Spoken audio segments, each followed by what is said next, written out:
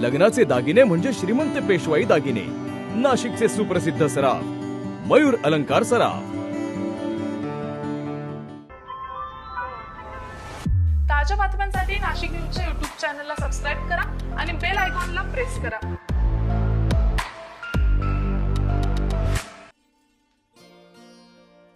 WMBN foundation Chhava Maratha संघटना Maratha Bhushan doctor Vilas भाऊ पांगारकर यांच्या 51व्या वाढदिवसाच्या निमित्तानं अण्णासाहेब पाटील आर्थिक मागास विकास महामंडळ मर्यादित मुंबई मराठी उद्योजक मेळाव्याचं आयोजन करण्यात आलेलं होतं। छत्रपती संभाजीनगर येथील आईन्स्टाईन हॉल या ठिकाणी काल 1 जानेवारी रोजी हा सोहळा मोठ्या दिमाखात संपन्न झाला। या कार्यक्रमाच्या उद्घाटन सोहळ्याप्रसंगी नवी दिल्लीतील सुदर्शन न्यूज चॅनलचे मुख्य संपादक सुरेश चव्हाणके, सिंदखेड राजा येथील लखोजी राजे जाधव यांचे वंशज शिवाजी राजे जाधव हे कार्यक्रमाच्या अध्यक्षस्थानी उपस्थित होते, तर अण्णासाहेब आर्थिक महामंडळाचे अध्यक्ष कॅबिनेट मंत्री दर्जा असलेले नरेंद्र पाटील हे मुख्य मार्गदर्शक म्हणून उपस्थित होते। सर्व मान्यवरांच्या उपस्थितीत दीप प्रज्वलन आणि प्रतिमा पूजन यानं कार्यक्रमाला प्रारंभ झाला। यावेळी छावा संघटनेच्या वतीनं सर्व मान्यवरांचा सन्मान करण्यात आला। मराठा उद्योजक मेळावा मराठा समाजातील उद्योजकांना एकत्र आणणारा एक महत्त्वपूर्ण कार्यक्रम ठरला। या मेळाव्यात उद्योजकांनी आपली नवनवीन उत्पादने, सेवा, कल्पना सादर केल्या। तसेच यावेळी नवी दिल्लीतील सुदर्शन न्यूज चॅनलचे मुख्य संपादक सुरेश चव्हाणके, लखोजीराव जाधव यांचे वंशज शिवाजी राजे जाधव, किशोर चव्हाण, त्याचबरोबर डॉक्टर विलास पांगारकर यांनी उपस्थितांना मार्गदर्शन केले।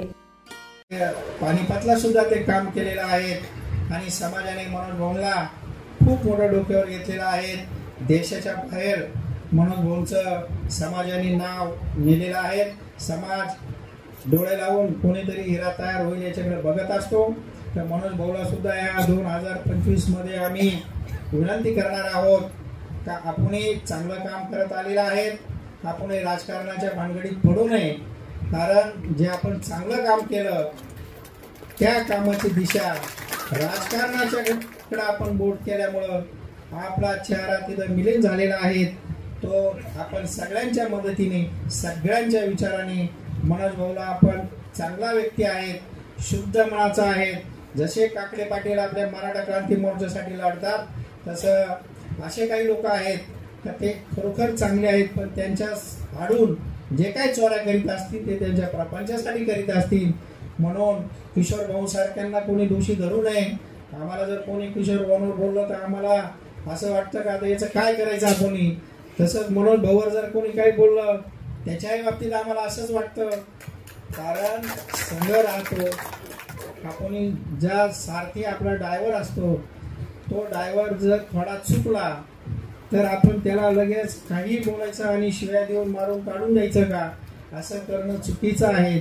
म्हणून किशोर भाऊ काकडे पाटील आपले अतिशय चांगलं काम करतायत। मी यासाठी तुमच्याकडे आलो का शिवाजी महाराजांचं हिंदू राष्ट्राचं स्वप्न हे तुमच्याशिवाय पूर्ण होऊ शकत नाही। पूर्ण हिंदुस्थानावर हिरवा झेंडा फडकलेला होता आणि आता काय हिंदू राजे राज्याभिषेक सुद्धा विसरले होते। देशामध्ये राज्याभिषेक कसा करायचा याचे पंडितही नव्हते, कारण अनेक वर्ष झालंच नव्हता।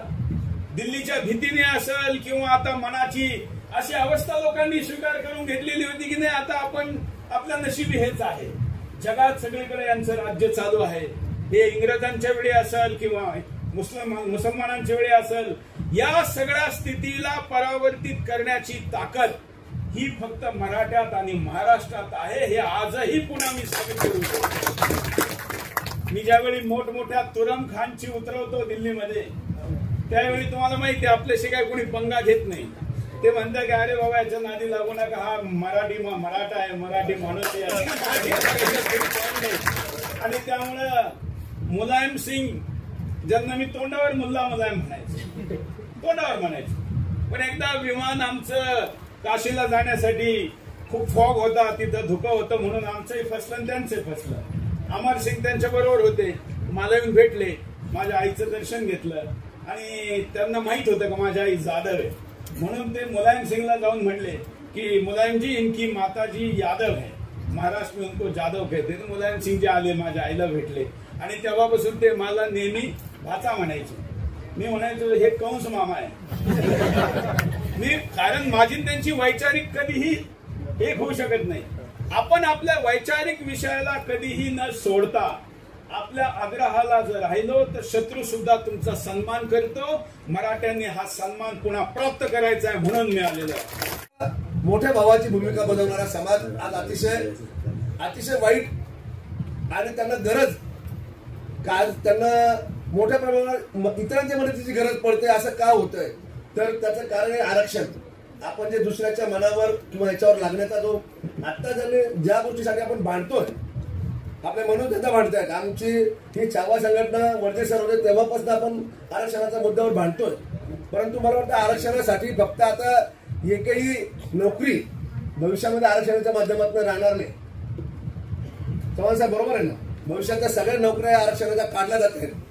यासाठी आपल्याला उद्योजक होणं, स्वतःचा उद्योग उभा करणं आणि त्याच्या माध्यमातून जे आपण पूर्वीच्या काळामध्ये करायचो की इतर लोकांना सुद्धा नोकऱ्या द्यायचो, ते काम करण्याची आज गरज आलेली आहे. आज रामनारायणजी या ठिकाणी आले तर पात्रेकर दादा, ज्यावेळेस पानिपतचं युद्ध झालं त्यावेळेस महाराष्ट्रातनं प्रत्येक घरातनं एक माणूस त्या युद्धासाठी गेला होता आणि त्या 2 लाख लोकांना सिंदखेड राजे येथे 2 दिवस थांबण्याचं काम, त्या ठिकाणी त्यांचा पाहुणचार करण्याचं काम आमच्या घराने त्या ठिकाणी केलं. मराठा आरक्षणाचा प्रश्नावर मी 2-3 मिनिटं याच्यासाठी बोलणार आहे. एक विनंती करणार आहे उद्योजक मेळाव्यातून समाजासाठी आवाहन करणार आहे. मराठा मुलांनी कोणीही आत्महत्या करू नका.